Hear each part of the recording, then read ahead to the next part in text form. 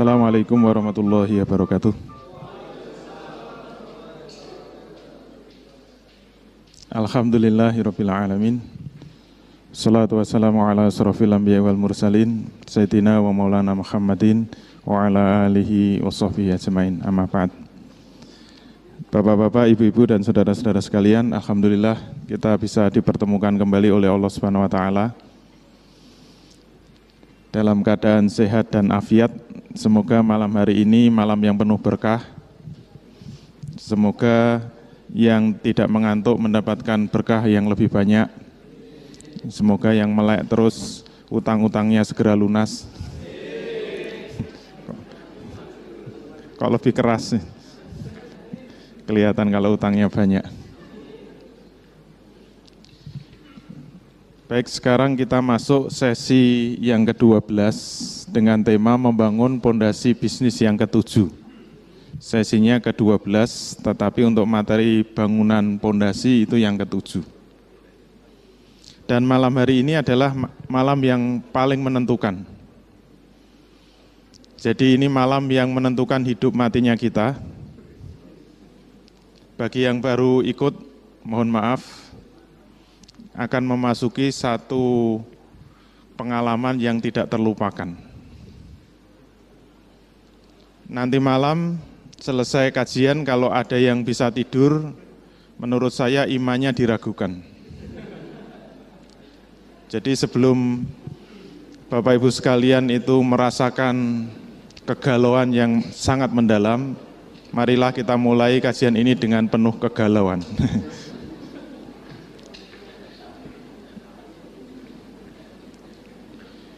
Kenapa kita akan masuk sesi yang paling menentukan, yaitu pemecahan akidah 2 untuk menjawab apa tujuan hidup manusia. 2 minggu yang lalu sudah kita kaji, pertanyaan ini harus kita ganti. Masih ingat ya? Apa tujuan hidup manusia ini kemudian kita ganti menjadi apa tujuan pencipta menciptakan manusia. Bagi yang tidak ikut 2 minggu yang lalu, silahkan lihat rekamannya. Kalau enggak ada, minta panitia. Kalau enggak dikasih, berarti suruh beli gitu.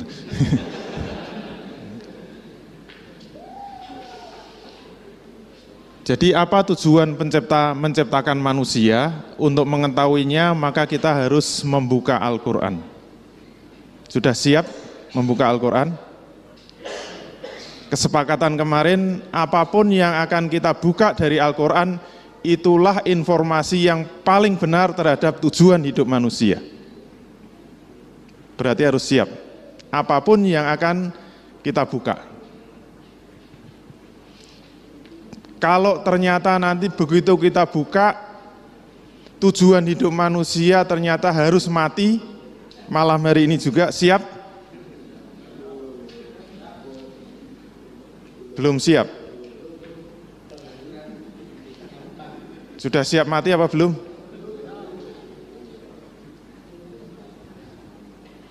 Biasanya mohon maaf ya, biasanya kalau ditanya siap mati apa belum, kalau belum siap, biasanya banyak dosanya, biasanya. Sudah siap mati belum? Kalau bilang siap, biasanya banyak utangnya.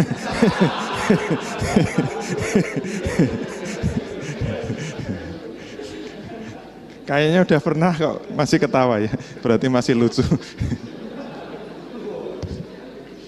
Saya kira udah nggak ketawa lagi, kok dagelnya itu terus.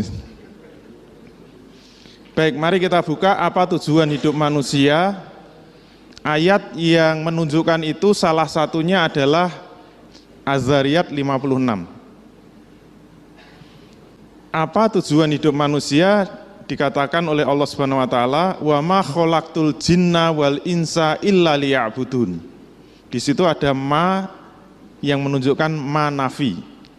Ini sudah sering saya bahas. Ma yang menunjukkan nafiyatil jinsi. Jadi menafikan semuanya.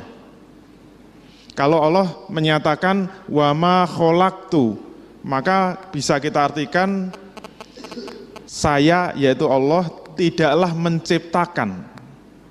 Artinya apa? Tidak ada tujuan sama sekali dalam menciptakan jin dan manusia. Ma-nya manafi. Itu artinya apa? Allah menciptakan manusia itu tidak memiliki tujuan apapun juga.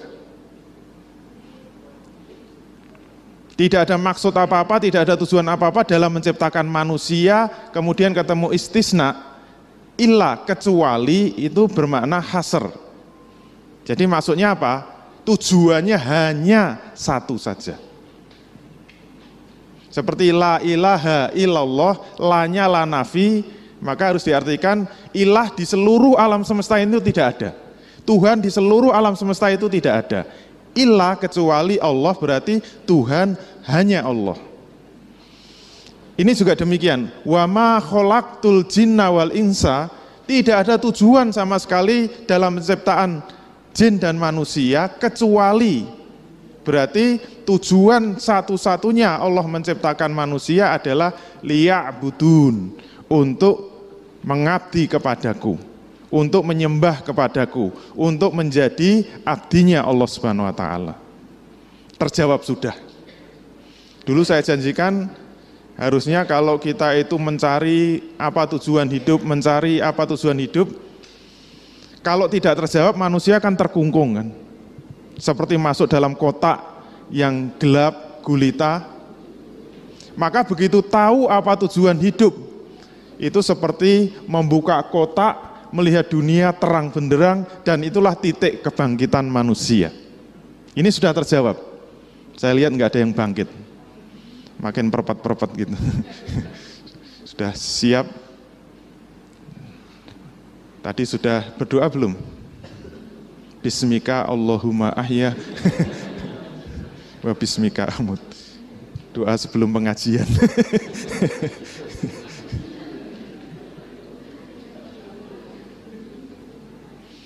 Dulu ada orang barat itu yang datang ke Indonesia mengalami gangguan kesehatan. Yaitu apa? Mengalami kesulitan tidur. Konsultasi ke dokter, diobati nggak sembuh, masih sulit tidur. Konsultasi ke sana kemari, diobati nggak sembuh. Akhirnya konsultasi ke kiai itu baru nyambung. Untuk bisa tidur gampang. Resepnya apa? Ikut pengajian.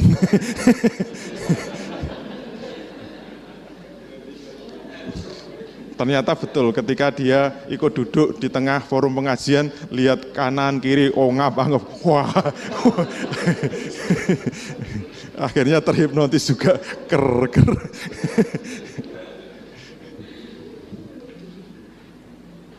Jadi nggak harus ke dokter ya, yang kesulitan, mengalami kesulitan tidur.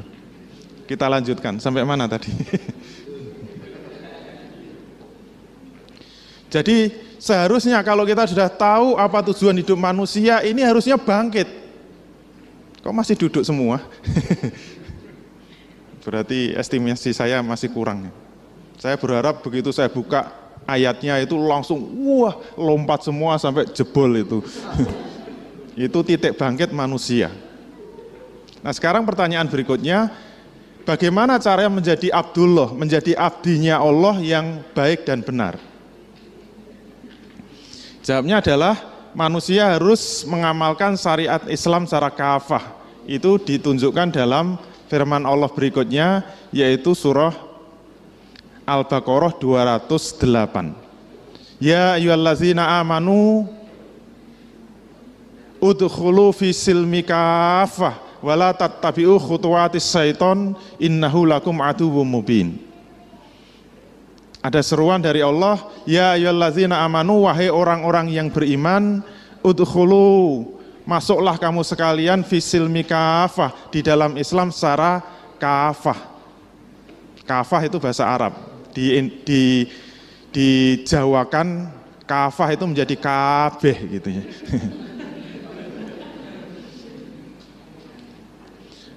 Masuklah kamu sekalian ke dalam Islam secara kabeh, secara keseluruhan. Wala tattabi'u, janganlah kami mengikuti khutuwatis syaiton, langkah-langkah setan, Innahu, sesungguhnya setan itu bagimu adalah musuh yang nyata. Berarti ukuran kita itu sudah menjadi Abdullah, abdinya Allah yang baik dan benar, kalau kita sudah bisa melaksanakan, mengamalkan Islam secara kafah. Kalau kita tidak bisa mengamalkan itu, maka kita menjadi Abdullah, menjadi abdinya Allah itu sebenarnya gagal. Gagal. Orang Jawa bilang Gatot kaca. Gagal total, kakean cangkem. Masih ketawa juga.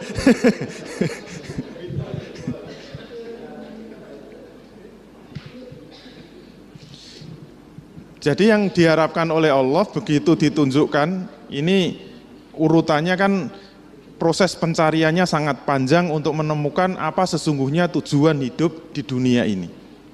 Jangan sampai mati kayak orang Jepang kemarin ya, yang kita ceritakan. Proses pencarian kita sungguh panjang dan kita sudah menemukan sebenarnya tujuan hidup itu apa, maka itulah yang seharusnya menuntun kita di dalam menjalani hidup ini. Ternyata yang kita nanti-nantikan terjawab. Tujuan hidup itu tidak lain adalah untuk menjadi abdinya Allah, untuk mengabdi kepada Allah. Abdi itu artinya budak ya, pembantu. Jadi pembantu itu keren apa enggak sih? Tergantung ya, pembantunya siapa gitu. Kalau pembantunya presiden kan keren itu, rebutan malah itu, bisa pacul-paculan. Kenapa? Pembantunya presiden itu menteri. Jadi pembantunya presiden aja keren sekali, apalagi pembantunya Allah Subhanahu wa taala, menjadi abdinya Allah. Itu sangat mulia, sangat terhormat. Nah, yang jadi pertanyaan bagaimana kita bisa disebut sebagai abdinya Allah yang baik dan benar. Itu harus menjadi fokus hidup kita. Maka jawabnya yang disebut abdi yang benar itu kalau kita siap dengan perintah dan larangan Allah. Ada yang punya pembantu rumah tangga enggak? Kalau pengusaha mestinya punya dong, malu-maluin. Masa pengusaha masak sendiri, nyuci sendiri, nyopir sendiri, nyuci mobil sendiri gitu. Memangnya saya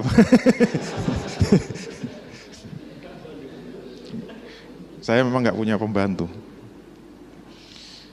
Tapi dulu saya pernah punya pembantu. Terutama ketika masih punya bayi, itu jelas repot sekali kalau nggak punya pembantu. Akhirnya saya minta tolong sama ibu saya, tolong carikan pembantu. Ibu saya langsung dengan terampil, sigap, terengginas mencarikan pembantu yang terhebat untuk saya. Apa pembantu yang hebat? Dikirim di paket sampai ke Yogyakarta karena diambil dari Rembang. Ini pokoknya pengalaman, sudah kerja di Jakarta lama. Begitu sampai di Jogja, sampai di rumah saya, pembantu yang baik itu apa? Pagi dia langsung bangun pagi-pagi, itu bak mandi dikuras, kemudian dia buka di lemari dapur itu ada bumbu-bumbu dimasak semua. Ada pakaian langsung dicuci, semua dipel, semua dibersihkan. Wah, luar biasa. Menurut Anda, pembantu seperti ini baik apa buruk? Jangan-jangan juragannya lagi pakai baju, suruh nyopot dicuci.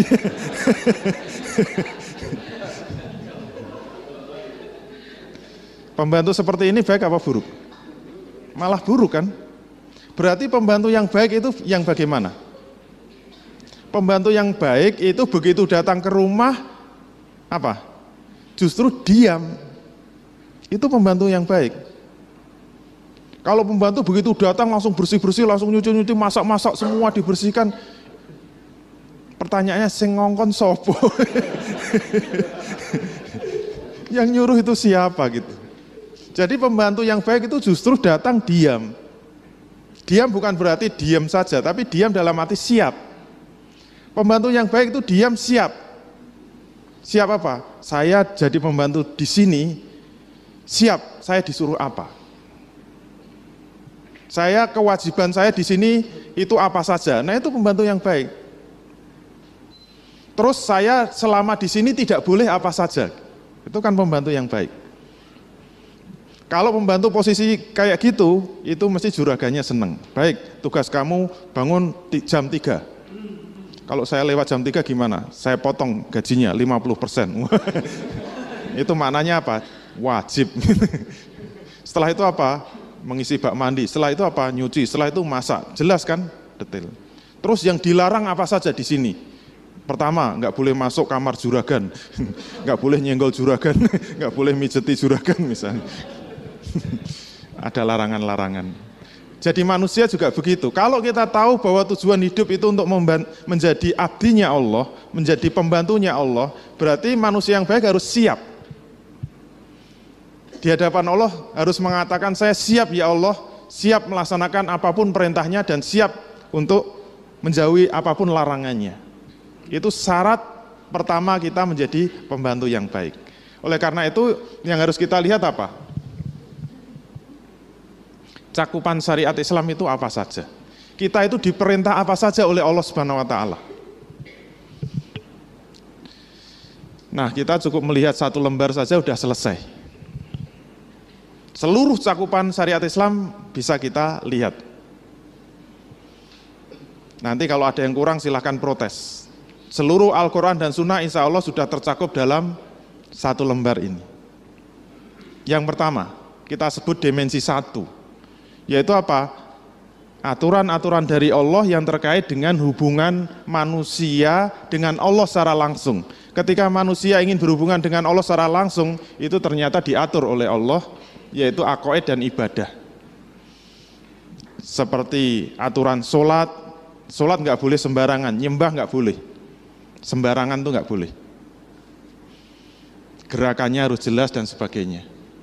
Kemudian aturan puasa, aturan zakat, aturan haji dan sebagainya itu masuk dimensi 1. Dimensi yang mengatur hubungan manusia dengan Allah secara langsung. Kemudian dimensi 2, itu aturan yang mengatur hubungan manusia dengan dirinya sendiri, seperti makanan, minuman, pakaian, akhlak.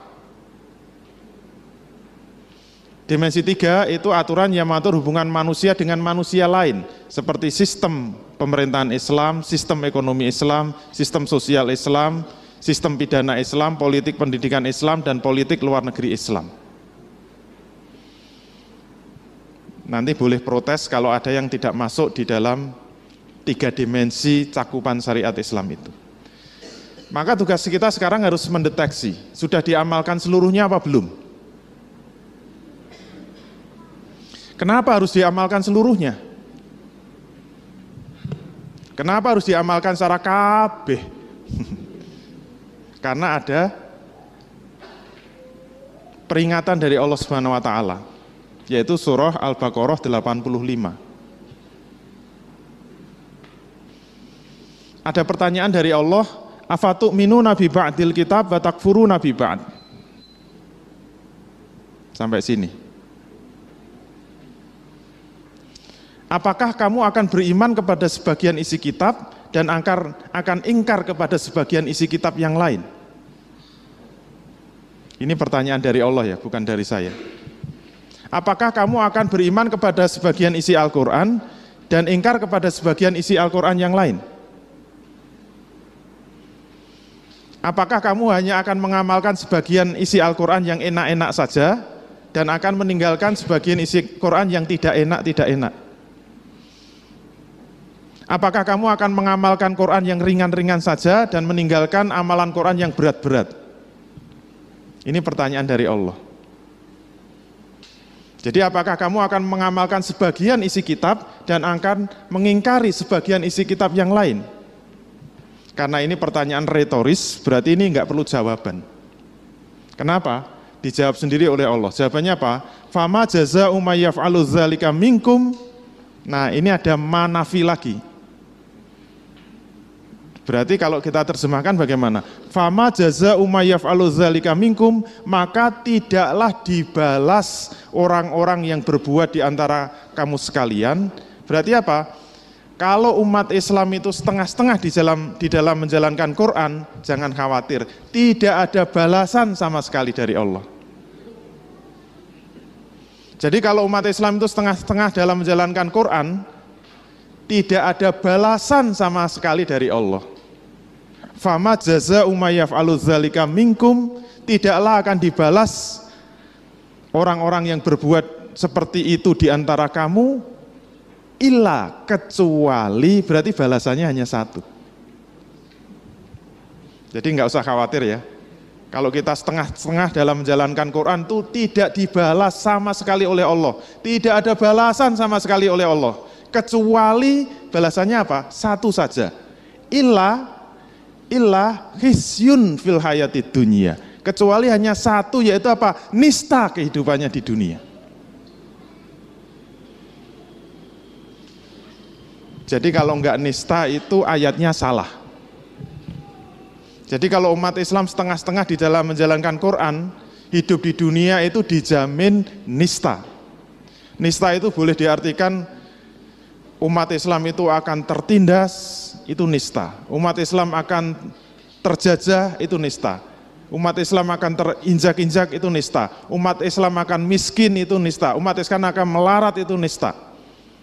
Umat Islam akan terpuruk, itu nista. Termasuk yang kaya raya itu nista. Kenapa? Didapatkan dari cara yang tidak benar. Mungkin dari hasil korupsi, atau mungkin kalau pengusaha biasanya pengusaha riba. Itu nista. Dan itu belum titik. Masih koma. Nista di dunia, kemudian apa? Kelanjutannya, koma, wa yaumal qiyamati yuraduna ila asadil azab. Dan besok di hari kiamat mereka akan dikembalikan kepada siksa yang sangat pedih. Jadi jangan khawatir, di dunia nista, di akhirat dijamin masuk neraka. Jadi kalau umat Islam setengah-setengah dalam menjalankan Quran, jangan khawatir, masuk neraka, masuk neraka. Kalau nggak masuk neraka, ayatnya salah. Wa ma'allahu bighafilin amma ta'malun, dan Allah tidak akan lengah sedikit pun terhadap apa-apa yang kamu kerjakan selama hidup di dunia. Oke, mari kita lihat satu-satu. Sudah diamalkan belum? Kita mulai dimensi 1. Siap? Dimensi 1 kita lihat. Twing, oh, dapat acungan jempol. Dimensi 1 ternyata alhamdulillah sudah diamalkan oleh umat Islam. Berarti sholat sudah. Puasa sudah. Zakat sudah, berarti dimensi 1 sudah diamalkan oleh umat Islam, walaupun sebagian besar masih meninggalkan. Survei terakhir di Indonesia, berapa persen yang sholat? Ternyata survei terakhir membuktikan yang sholat di Indonesia itu 35%. Itu jauh lebih baik daripada survei tahun 90-an. Yang sholat umat Islam baru 15%. Alhamdulillah naik 35%. Berarti yang enggak sholat 65%.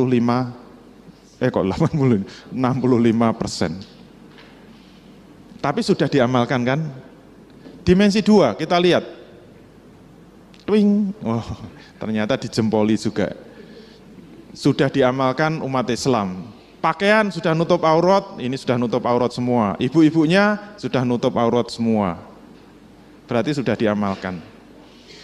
Kalau survei pakaian, berapa persen yang memakai jilbab di Indonesia? Ternyata untuk memakai jilbab di Indonesia tidak ada 1%. Karena umat Islam salah paham dengan jilbab. Jilbab diartikan kerudung gitu loh. Ya kalau yang pakai kerudung banyak. Padahal kerudung itu bahasa Arabnya khimar, jamaknya khumur. Jadi perintah memakai pakaian Islam itu 2 dalam Quran. Yang pertama apa? Khimar. Khimar itu kerudung. Kerudung itu menutup kepala, leher, kemudian dijulurkan sampai dada. Itu aturan untuk khimar. Jadi menutupi dada. Kemudian yang kedua jilbab. Nah jilbab itu justru dari leher sampai menutup kaki. Itu jilbab. Jilbab itu pakaian yang panjang, longgar, dan tidak potongan, jadi terusan, panjang, longgar, tidak tembus pandang, tidak ngepres, tidak full press body. Berarti kalau ditanya berapa persen yang pakai jilbab, wah itu nggak ada 1%. Tapi sudah diamalkan, jangan khawatir. Walaupun sebagian besar masih meninggalkan. Makanannya sudah halal, minumannya sudah halal. Berarti dimensi 2 sudah bisa diamalkan. Terus dimensi 3. Tweng. Dimensi 3 gimana? Tidak dapat diamalkan oleh umat Islam. Ternyata dimensi 3 tidak dapat diamalkan umat Islam bukan karena tidak mau mengamalkan. Mengapa? Jadi bukan karena tidak mau mengamalkan, tetapi memang tidak dapat diamalkan. Kalau nggak percaya, sekarang coba amalkan ayat ini. Nomor 1, tolong amalkan Al-Baqarah 183. Bisa diamalkan nggak? Insya Allah bisa. Ya ayyuhallazina amanu kutiba alaikumusyiyamu kama kutiba alal ladzina min qablikum la'allakum tattaqun. Bisa diamalkan? Bisa. Mundur 5 langkah ke belakang. Jalan Al-Baqarah 178. Ya ayyuhallazina amanu kutiba alaikumul qisasu fil qatl al-khurru bil khurri wal abdu bil abdi wal unsa bil unsa al-ayah. Bisa diamalkan? Wahai orang-orang yang beriman, telah diwajibkan atas kamu menjalankan kisos atas pembunuhan. Kisos itu apa? Kisos saja nggak tahu, apalagi mengamalkan.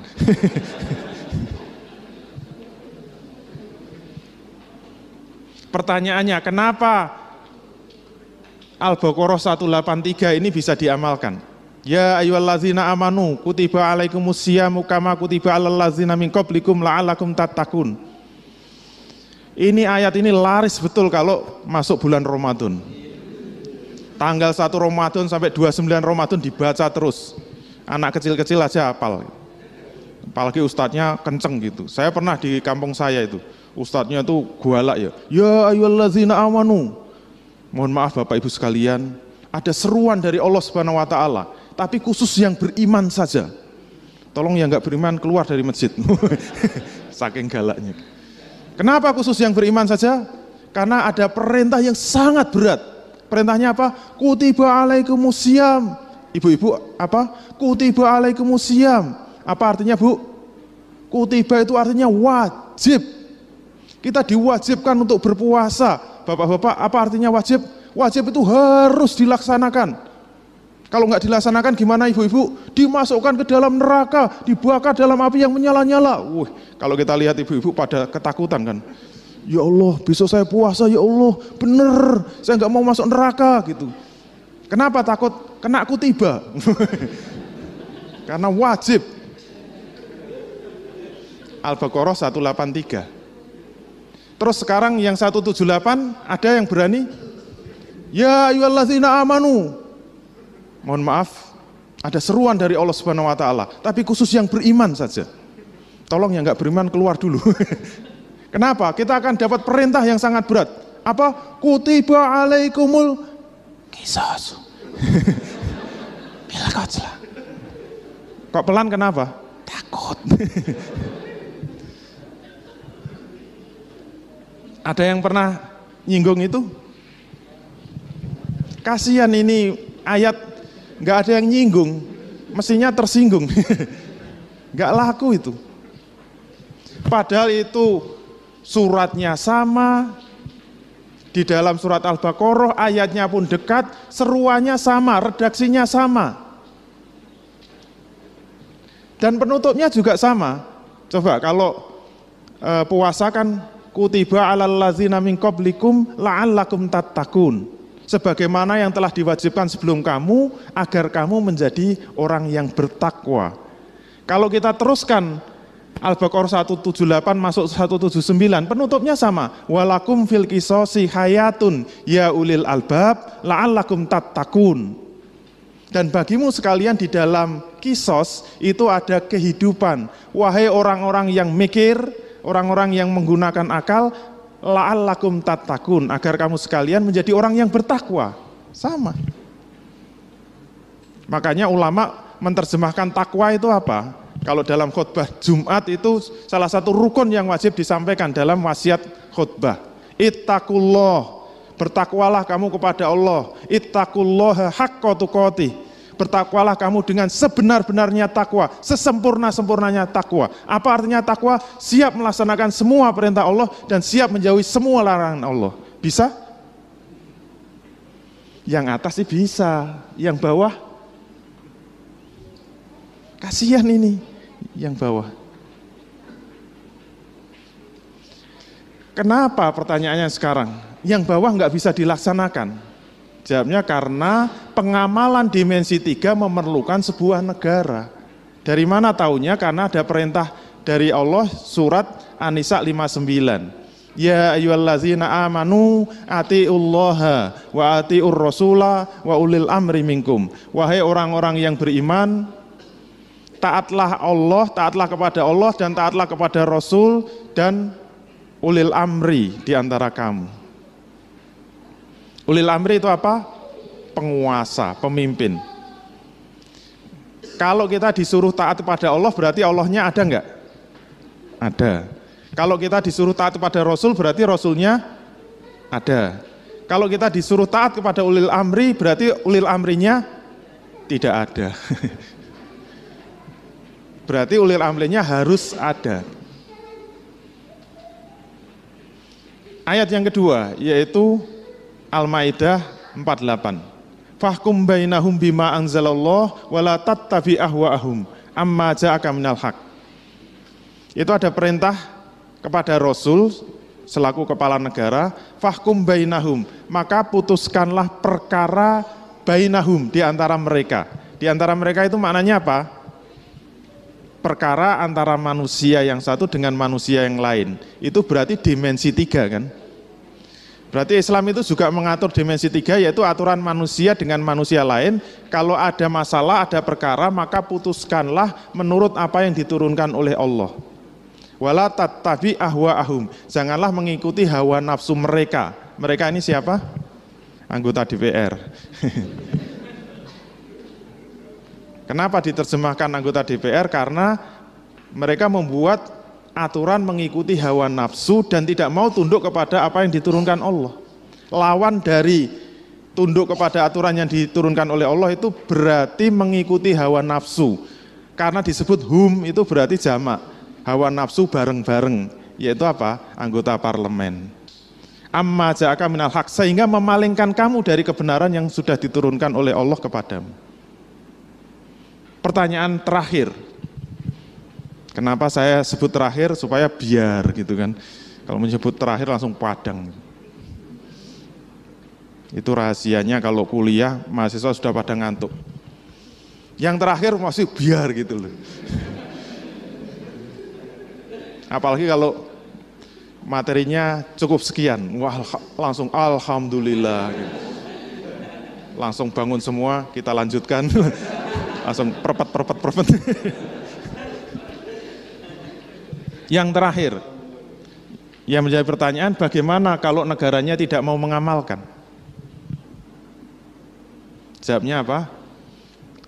Akan muncul hujan dosa investasi. Ini bulatan-bulatan tapi hitam semua gitu. Dosa investasi itu makhluk apa?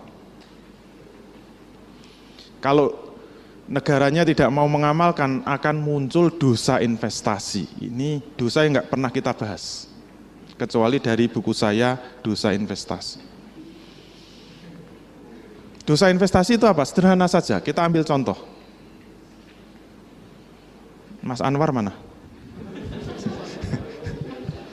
Sudah kapok datang. Mana? Enggak ada. Kasihan.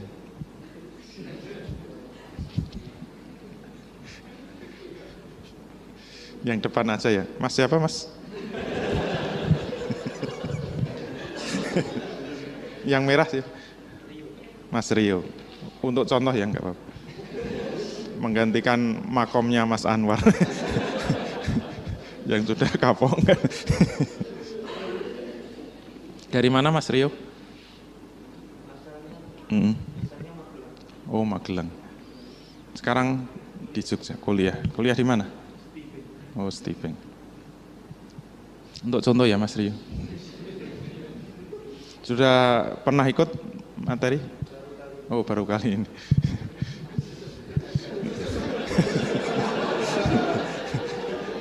Nasibnya bagus betul. Dapat rezeki. Misalnya ya, Mas Rio ini yang pakai kaos merah. Tiba-tiba meninggal dunia, geludak. Nggak apa-apa. Biasanya orang yang didoakan cepat meninggal dunia itu umurnya panjang. Geludak meninggal dunia. Teman-temannya pada lari semua. Sekarang pertanyaannya, kalau Mas Rio meninggal dunia, kemudian temannya itu malah lari, kemudian diam di rumah. Jadi cukup diam di rumah, nggak usah ngapa-ngapain. Diam sembunyi di rumah. Sementara jasadnya Mas Rio terkapar di JBN ini, nggak ada yang ngurusi. Dibiarkan sehari semalam. Pertanyaannya, teman-teman sekalian, temannya Mas Rio sekalian, membiarkan Mas Rio sehari semalam, kita dapat kiriman dosa berapa lama? Cukup diam di rumah, dosa akan mengalir sendiri selama sehari semalam. Iya enggak? Kalau Mas Rio kita biarkan seminggu, di sini sampai membusuk. Kita yang membiarkan cukup berdiam diri di rumah, dosanya mengalir berapa lama? Seminggu akan mengalir sendiri, nggak usah minta. Kita biarkan sebulan, mulai jadi kerangka seperti itu. Dosanya berapa lama? Sebulan akan mengalir sendiri. Setahun kita biarkan, dosa kita berapa? Setahun mengalir sendiri. Itu dimensi waktu. Ternyata ini juga berdimensi wilayah. Kalau teman-teman di Jogja ini pada nggak mau ngurus jenazahnya Mas Rio, yang dosa siapa? Akan meluas sampai seluruh Jawa Tengah akan dosa semua. Kalau orang Jawa Tengah diam semua, nggak mau ngurusi jenazah Mas Rio, dosanya meluas sampai mana? Sampai Papua, itu belakang ada orang Papua. Mesti cari yang keriting, tertipu. Yang Papua itu yang lurus gitu loh. Kalau keriting nggak sampai di sini, karena tulisannya lurus jalan terus, keriting berhenti. Kasihan ya. Kalau seluruh Indonesia nggak mau ngurusi jenazahnya Mas Rio, yang dosa siapa? Kan meluas sampai seluruh dunia, seluruh kaum muslimin akan dosa. Berarti pertanyaannya, kalau ada orang meninggal dunia, kemudian jenazahnya tidak diurus, siapa yang berdosa? Jawabnya, seluruh kaum muslimin berdosa. Mengapa? Insya Allah sudah paham. Kenapa? Biasanya yang dibahas ini, dosa investasi itu apa? Contohnya, ngurus jenazah. Iya enggak? Berarti dosa investasi apa? Dosa yang cukup diam, enggak mau ngurus jenazah, itu akan mengalir sendiri dosanya. Sejak SD kita diajari, yang namanya dosa investasi muncul dari mana? Ngurus jenazah. SMP, SMA, perguruan tinggi, contohnya apa? Ngurus jenazah. Padahal masih ada contoh yang lain. Siap? Kita buka. Nggak usah dilihat gambarnya.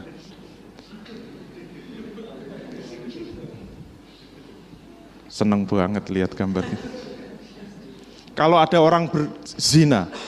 orang berzina, siapa yang berdosa? Kalau kita mendengarkan ceramah di masjid-masjid, kita mendengarkan ceramah dari kiai, dari ustadz, membahas tentang zina. Misalnya ada tetangga berzina. Kalau ada orang berzina, siapa yang berdosa? Yang berzina kan? Siapa yang masuk neraka? Yang berzina kan? Siapa yang akan disiksa dalam neraka? Yang berzina kan? Benar nggak penjelasan ini? Salah. Kalau ada orang berzina, siapa yang berdosa? Jawabnya sama, seluruh umat Islam berdosa. Loh, dari mana dosanya? Saya akan protes kan? Kalau nggak protes nggak normal. Loh, kita ini orang baik, kita ini anak soleh, rajin sholat, rajin ngaji, cinta Allah sampai mati.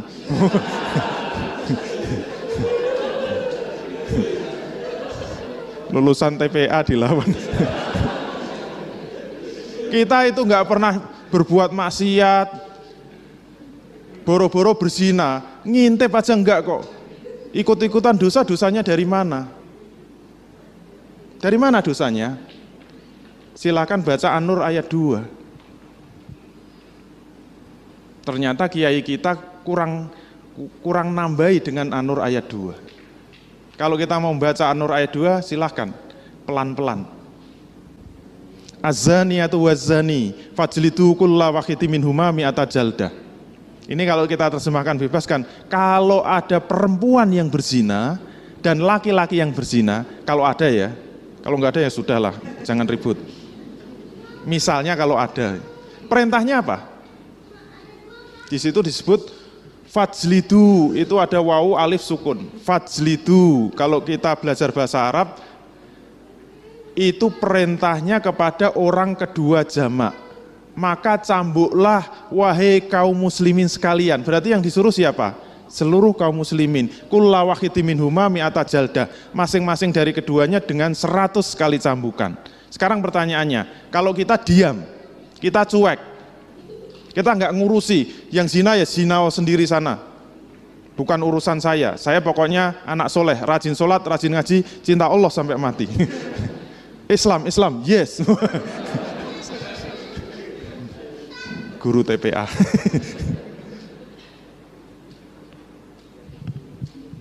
Kalau misalnya kita cuek, kita nggak ngurusi yang berzina ya biarlah berzina sendiri, masuk neraka ya masuk neraka sendiri. Kira-kira gimana?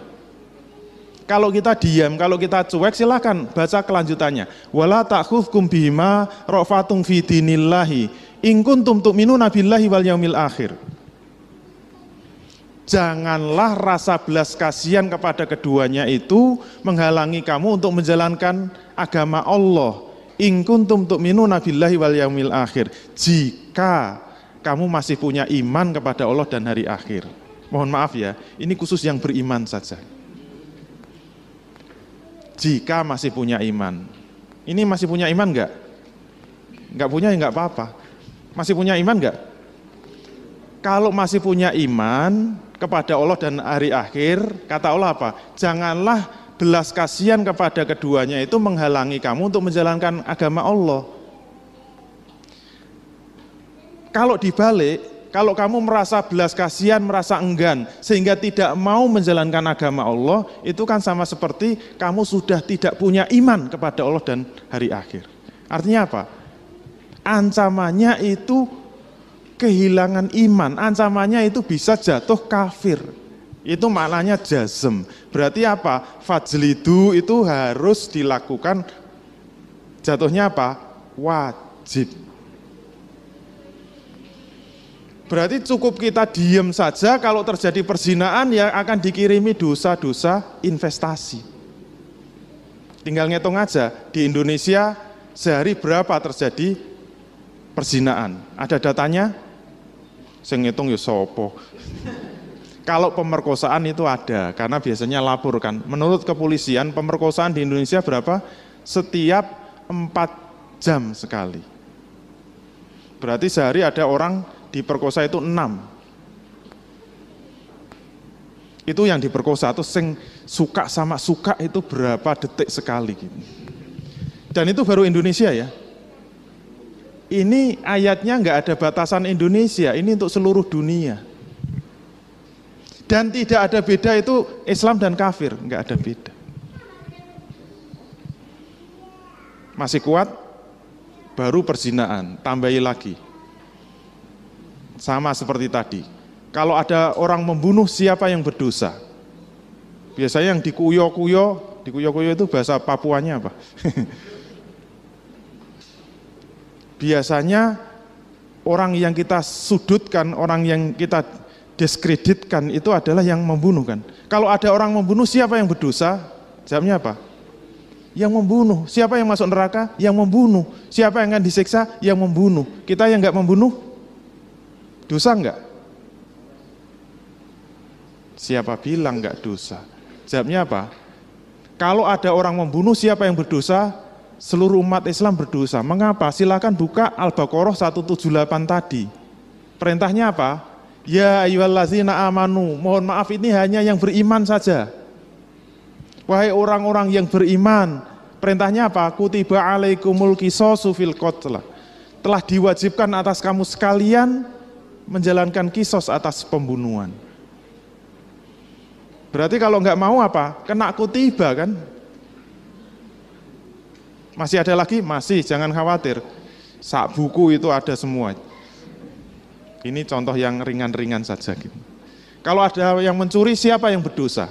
Ini gambar apa? Gambar apa ini? Ini gambar pencuri yang kemayu. Kalau ada orang mencuri, siapa yang berdosa? Sama jawabnya, seluruh umat Islam berdosa. Mengapa? Silakan baca Al-Maidah 38. Redaksinya mirip dengan An-Nur ayat 2 tadi. Wasariku wasarikatu faqta'u aydiyahuma jazaa'an bima kasaba nakala minallah wallahu azizun hakim. Kalau ada pencuri laki-laki dan pencuri perempuan, perintahnya apa? Fajlidu. Yang diperintah siapa? Potonglah wahai kaum muslimin sekalian tangan dari keduanya. Siapa yang diperintah? Seluruh kaum muslimin. Kalau enggak mau, jangan khawatir, semua dapat bagian dosa, enggak usah rebutan ya, semua dapat kok. Masih ada lagi? Kalau dalam buku saya memang banyak. Saya langsung loncat, sampai kepada hal yang enggak pernah kita pikirkan. Apa? Kalau ada orang kafir, siapa yang dosa? Nah biasanya kita lebih kejam lagi sama orang kafir. Orang kafir itu masuk neraka, orang kafir itu nanti masuk neraka selama-lamanya. Orang kafir tidak akan dientas dari neraka. Sekarang pertanyaannya, kalau ada orang kafir, siapa yang dosa? Kita nggak pernah mikir kan? Padahal orang Islam sama orang kafir banyak mana sekarang? Penduduk bumi 7 miliar, yang muslim berapa? 1,5 miliar. Berarti yang kafir berapa? 5,5 miliar. Sekarang pertanyaannya, kalau ada 5,5 orang kafir, siapa yang dosa? Jawabnya sama, seluruh umat Islam berdosa. Loh kok bisa? Kita kan orang Islam, rajin sholat, rajin ngaji, cinta Allah sampai mati. Kok bisa ikut dosa? Itu dosanya dari mana? Silahkan baca At-Taubah 29 dan 39. Perintahnya gimana? Wah ini to the point. Qatilu, langsung kan perintahnya langsung dari awal. Qatilu pakai wawu alif sukun. Berarti maknanya apa? Perangilah wahai kaum muslimin sekalian. Siapa yang harus diperangi? Alladzina la yu'minuna billahi wala bil yaumil akhir. Orang-orang yang tidak beriman kepada Allah dan hari akhir. Yang kedua, wala yukharrimuna ma harramallahu wa rasuluhu. Orang-orang yang tidak mau mengharamkan apa yang diharamkan Allah dan Rasulnya. Yang ketiga, wala yadinuna dinal haqqi minal ladzina utul kitaba. Orang-orang yang tidak mau masuk ke agama yang benar dari kalangan ahli kitab. Hatta yu'tul jizyata, sampai mereka mau membayar jizyah. Aidi wa hum shahirun, dalam keadaan tunduk dan patuh. Pertanyaannya, kalau kita diam, nggak mau menjalankan jihad untuk mendakwai orang-orang kafir, kalau kita diam memangnya kenapa? Silahkan lihat korinahnya, penjelasan dari ayat yang lain yaitu At-Taubah 39. Illa itu pakai tasjid ya, itu dari kata inlam. Jadi illa tangfiru yu'adzibkum azaban alima. Jika kamu tidak mau pergi berperang, ketahuilah bahwa Allah akan mengazab kamu dengan azab yang sangat pedih. Jadi kalau seluruh umat Islam sekarang diam, kekafiran itu 5,5 miliar. Kalau kita diam, apa kata Allah? Jika kamu tidak mau berangkat berperang, ketahuilah bahwa Allah akan mengazab kamu dengan azab yang sangat pedih. Dijamin masuk neraka. Gak ada ceritanya sekarang bisa masuk surga langsung, gak ada ceritanya. Umat Islam sekarang dijamin masuk neraka selamanya. Kalau enggak ini salah. Sekarang mau ikut ayat ini atau ikut nasihatnya George Bush. Dulu George Bush datang ke Indonesia ketemu dengan 3 tokoh Indonesia. Pimpinannya NU, pimpinannya Muhammadiyah, pimpinannya MUI. Kenapa datang ke Indonesia? Mau ngasih bantuan. Ya saya dapat bocoran. Enggak tahu benar apa enggak, namanya juga bocoran. Salah satu dialognya ternyata George Bush itu minta kepada pimpinan ormas-ormas Islam itu Dan kalau mau memenuhi permintaan dibantu 5 juta US dollar untuk madrasah dan pesantren. Berapa itu kira-kira? Ya kira-kira 7 triliun lah. Mau nggak? Saya bantu 5 juta US dollar. Syaratnya apa? Mudah kok. Tolong Pak, ini kan sampean tuh tokoh-tokoh Islam Indonesia. Saya pesen di dalam Quran itu tolong ada 55 ayat yang dihapus dari Quran. Tolong. Salah satunya apa? Ini tadi. At-Taubah 29. Kok harus dihapus kenapa? Itu ayat-ayat terorisme. Saya takut baca ayat itu. Itu aja ada 55. Ya kok sudah ngitung ya? Saya aja belum ngitung. Dia ngerti ayat-ayat terorisme ada 55. Tolong dihapus sih. Alhamdulillah tokoh kita menjawab dengan tegas. Tidak bisa. Kenapa? Jangankan satu ayat, satu huruf aja berani menghapus. Kafir itu. Neraka itu. Kaget. Loh masa sih satu huruf nggak boleh? Iya. Satu huruf aja nggak boleh apalagi satu ayat. Apalagi 55. Oh gitu toh. Tapi George Bush itu cerdas. Oke, nggak dihapus nggak apa-apa. Tetap saya kasih 5 juta. Tapi syaratnya apa? Nggak usah dihapus dari Quran. Tapi saya pesan tolong ayat ini jangan diajarkan kepada umat Islam. Jangan dibacakan kepada umat Islam. Jangan disampaikan kepada umat Islam. Oke? Wah kalau itu cocok. Kenapa? Nggak usah disuruh juga nggak ada yang baca. Nggak laku itu ayat-ayat kayak gitu. Coba di masjid kita tunggui tongkrong itu sebulan penuh kalau Ramadan. Muncul nggak At-Taubah 29? Muncul sekali bubar itu jamaah. Kenapa? Ayat-ayat terorisme. Dan pesannya George Bush, jangan disampaikan. Kalau ada yang berani menyampaikan, langsung masuk daftar terorisme. Siapa? Yang datang di JBN.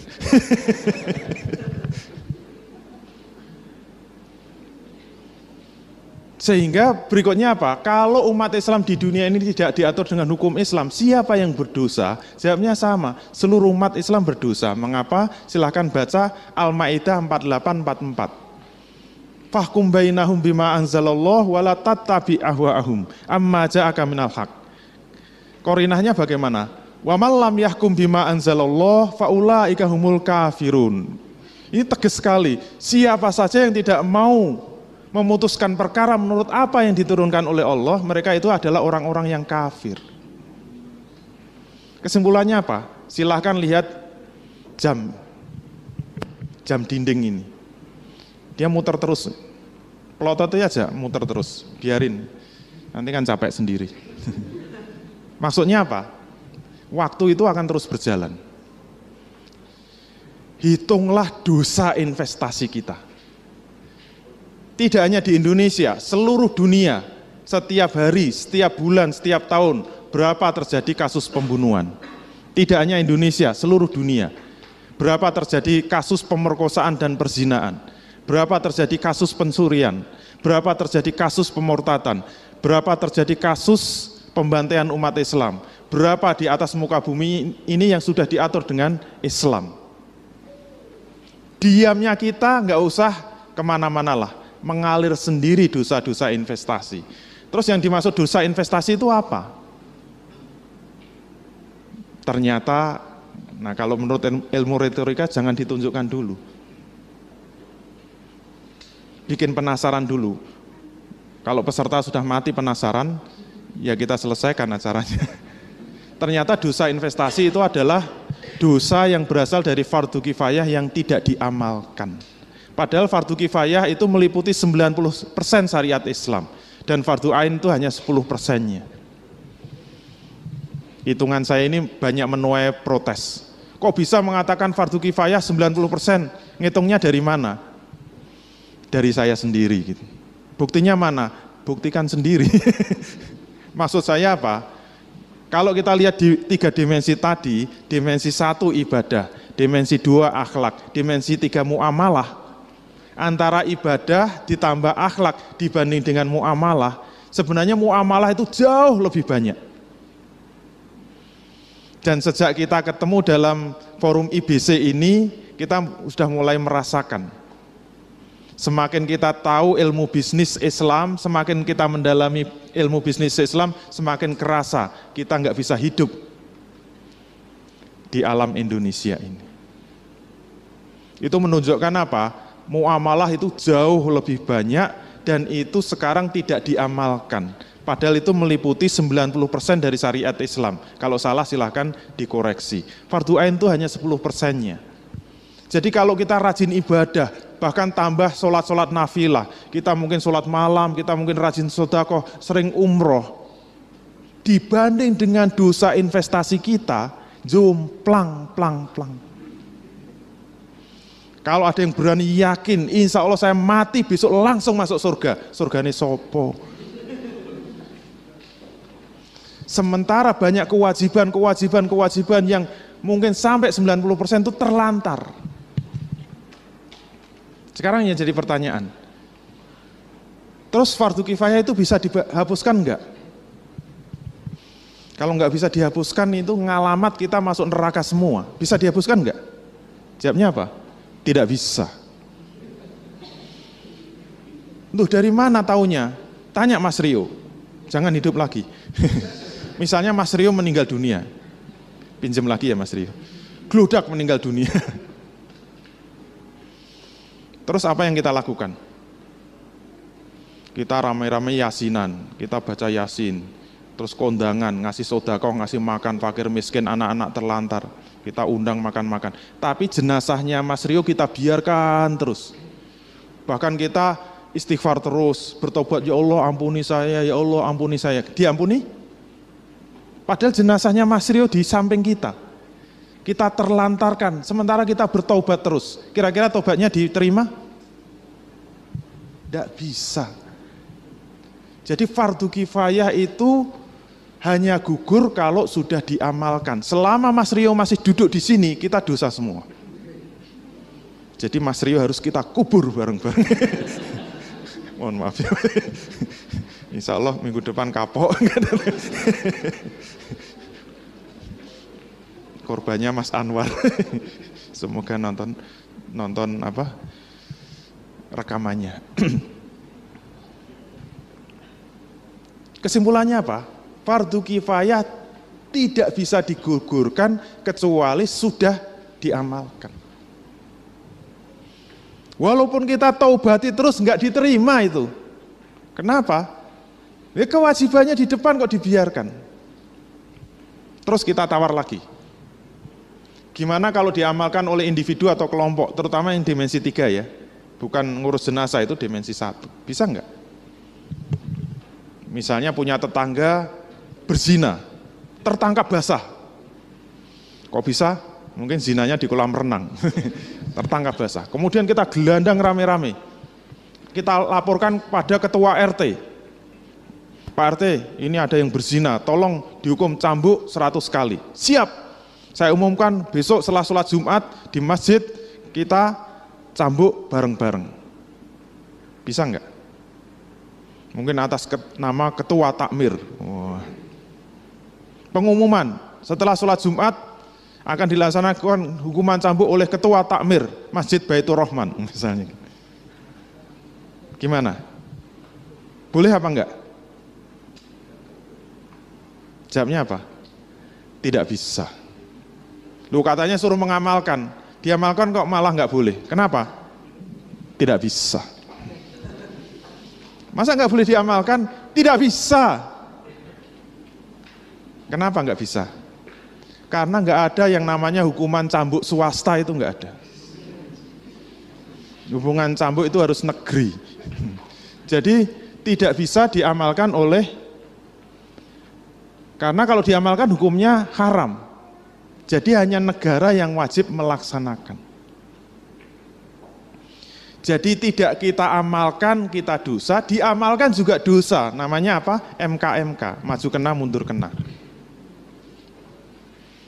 Terus bagaimana? Apakah ada cara untuk menggugurkan fardu kifayah?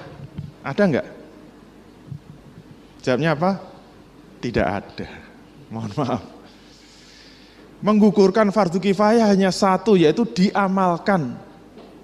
Kalau negara nggak mau mengamalkan gimana? Dosanya dipikul bareng-bareng, itu namanya fardu kifayah. Kifayah itu maknanya apa?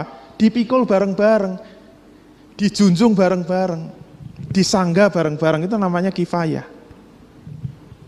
Semua dapat kok, jangan khawatir. Nggak usah ikut ngitung juga dihitungkan. Saya dapat juga, jangan khawatir. Terus gimana? Bisa dihapuskan? Nggak bisa, kecuali sudah diamalkan. Kalau nggak diamalkan, dosa semua mengalir sendiri. Bisa ditaubati? Tidak bisa juga. Ditaubati nggak bisa. Kenapa nggak bisa ya? Sama seperti tadi. Kita bertobat di samping jenazahnya Mas Rio gitu. Astagfirullah, astagfirullah gitu. Ya kita diampuni dosa-dosa yang lain, tapi dosa mengurus jenazah nggak akan gugur kecuali diamalkan. Terus gimana?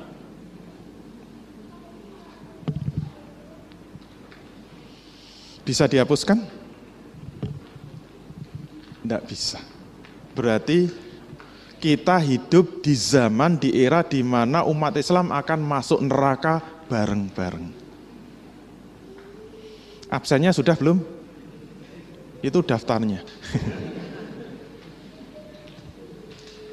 Baru kali ini ada pengumuman masuk neraka, ketawa semua.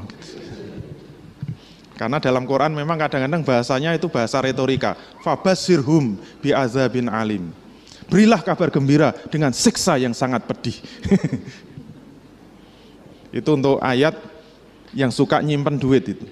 Wallazina yaknizuna dzahaba wal fiddata wala yunfikunaha fi sabilillah fabashirhum bi'azabin alim. Orang-orang yang menyimpan emas dan perak dan tidak mau membelanjakan di jalan Allah, berilah kabar gembira dengan siksa yang sangat pedih. Emas dan perak itu mata uang di zaman Rasul. Maka hukumnya sama dengan menyimpan emas dan perak sekarang, termasuk menyimpan uang. Untung saya nggak punya uang. Jadi menyimpan uang itu termasuk kanzul mal, hukumnya haram. Jangan khawatir, masuk neraka kok. Terus gimana? Ada solusinya enggak? Enggak ada. Ya sudah. Ini enggak main-main. Ada solusinya? Enggak ada. Fardu kifayah itu hanya gugur kalau sudah diamalkan. Padahal diamalkan enggak boleh, tidak diamalkan dosa. Terus piye? Dosa kabeh.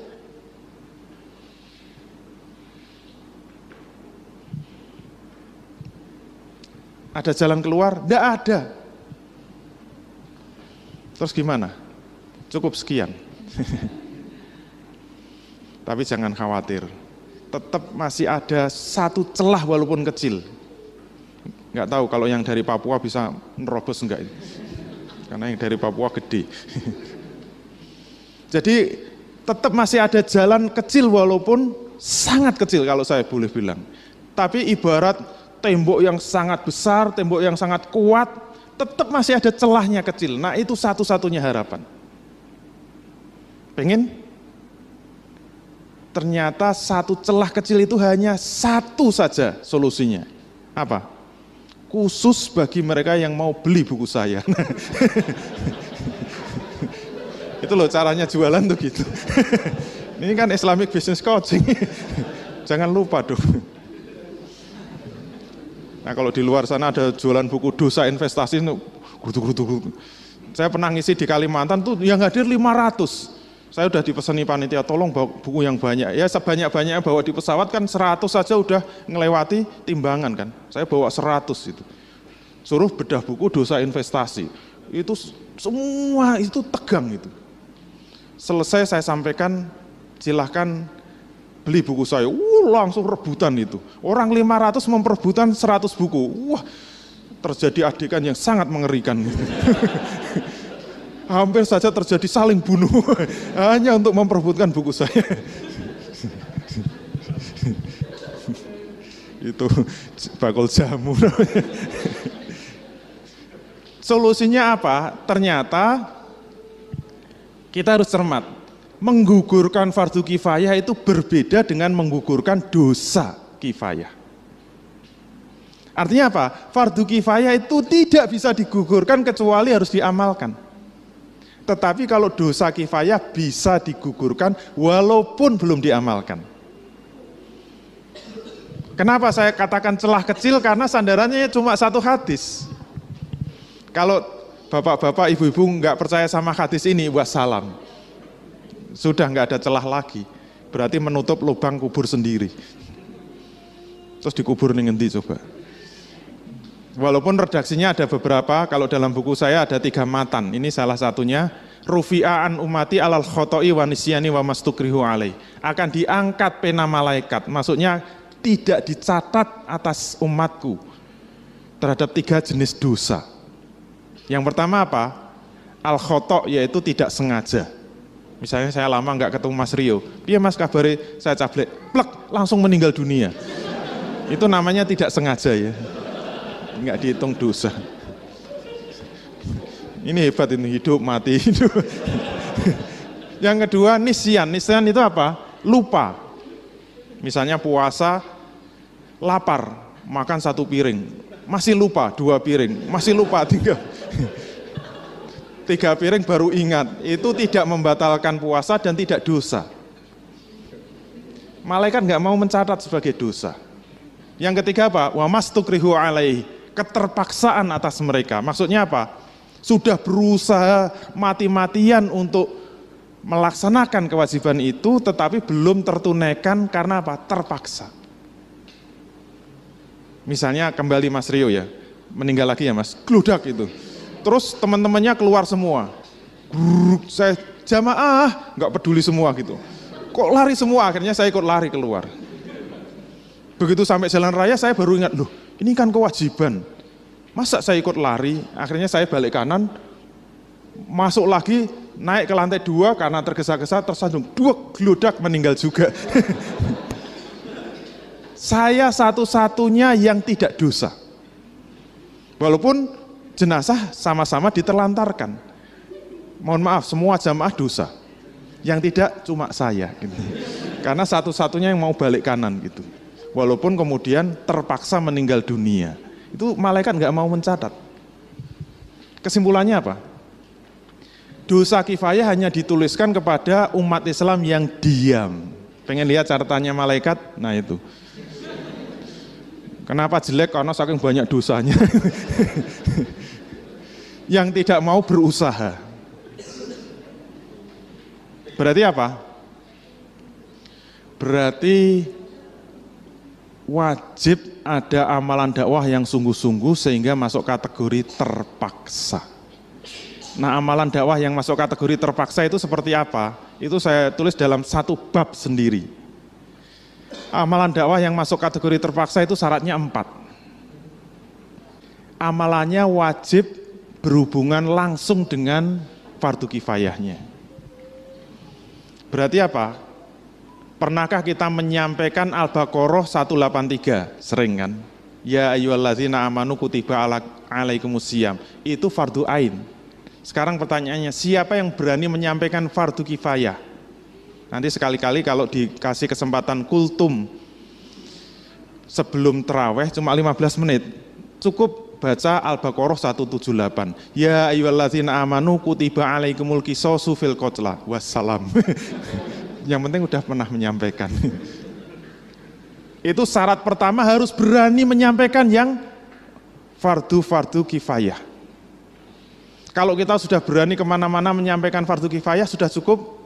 Belum, masih ada syarat yang kedua, yaitu apa? Ternyata kita tidak boleh sendirian di dalam mengupayakan terlaksananya fardu kifayah. Kenapa nggak bisa sendirian? Karena yang bisa mengamalkan itu hanya Fatih desain. Maaf keliru. Saya coba membaca kok. Karena yang bisa mengamalkan itu hanya negara. Berarti kewajiban kita itu adalah mengingatkan negara, melakukan amar ma'ruf nahi mungkar kepada negara. Dan mengingatkan negara itu nggak bisa sendirian, sing ngrungokke sapa gitu. Itu harus dilakukan secara bersama, secara berjamaah, maka terkena kaidah malayatimul wajibu illa bihi fahuwa wajibun. Apa-apa yang tidak sempurna suatu kewajiban kecuali dengan sesuatu, maka sesuatu itu menjadi wajib adanya. Mengkoreksi penguasa nggak bisa sendirian, harus berjamaah, dan jamaah itu harus gede. Maka membentuk jamaah yang besar untuk mengkoreksi penguasa itu hukumnya wajib. Itu kedua. Yang ketiga, sudah masuk jamaah tapi tidak boleh sembarang jamaah. Jamaahnya harus jamaah politik, jamaah siasi. Maksudnya apa? Siasi dalam arti fikih ya, bukan dalam arti politik menurut ilmu politik. Siasah itu maknanya ri'ayatus su'unil ummah, pengaturan kehidupan umat. Berarti yang disebut jamaah politik itu jamaah yang tujuan utamanya agar negara ini diatur dengan syariat Islam. Jadi kalau ada jamaah yang menyeru agar penguasa menerapkan syariat Islam, itu disebut jamaah politik. Jamaah yang tidak politik contohnya apa? Mohon maaf ya, misalnya jamaah sosial kemasyarakatan. Cirinya apa? Berjamaah untuk membangun sekolah-sekolah Islam, rumah sakit Islam, panti asuhan Islam. Itu insya Allah ada pahalanya. Tetapi masih terkena dosa kifayah. Kenapa? Kalau jamaah itu tidak berani memperjuangkan untuk mengingatkan pada penguasa agar penguasa menerapkan syariat Islam, maka belum menunaikan kewajibannya sebagai jamaah politik. Sudah 3 kan? Sudah berani menyampaikan fardu kifayah, sudah berjamaah, dan jamaah yang kita masuki adalah jamaah siasi atau jamaah politik. Masih ada yang keempat. Apa syarat keempat? Kalau masuk jamaah tidak boleh hanya setor nama saja. Yang penting sudah dicatat anggota jamaah. Nggak boleh, kenapa? Begitu masuk jamaah wajib mengikuti aturan jamaah, sehingga kita bisa bersama-sama dikomando oleh jamaah bergerak untuk melakukan amar ma'ruf nahi mungkar sampai kategori terpaksa. Maka kalau meninggal dunia, insya Allah bersih dari dosa kifayah. Jadi harapan kita itu nggak ada hubungannya secara tidak langsung dengan tegak atau belum dari fardu kifayah ini. Bagi kita yang penting kita sudah ikut terlibat dalam perjuangan menegakkan fardu kifayah tadi apa belum? Sampai kategori terpaksa. Maka pertanyaan, bagaimana agar kita bisa mewujudkan amalan dakwah tersebut? Terpaksa jangan kemana-mana. Sekian, wassalamualaikum warahmatullahi wabarakatuh. Terima kasih, Anda telah menyaksikan tayangan persembahan Pengusaha Rindu Syariah. Silakan hadiri acara-acara yang kami buat seperti Islamic Business Coaching, di mana kita dapat mempelajari kerangka berbisnis Islam, kemudian Islamic Business Sharing, di mana kita bisa belajar kepada pengusaha yang telah menerapkan bisnis syariah, Fikih Bisnis Islam, di mana kita bisa bertanya dan memecahkan permasalahan-permasalahan bisnis kontemporer, dan Muslimpreneur Power Camp, di mana kita akan termotivasi untuk menjadi pejuang syariah dalam berwirausaha. Sampai ketemu di pertemuan berikutnya. Wassalamualaikum warahmatullahi wabarakatuh.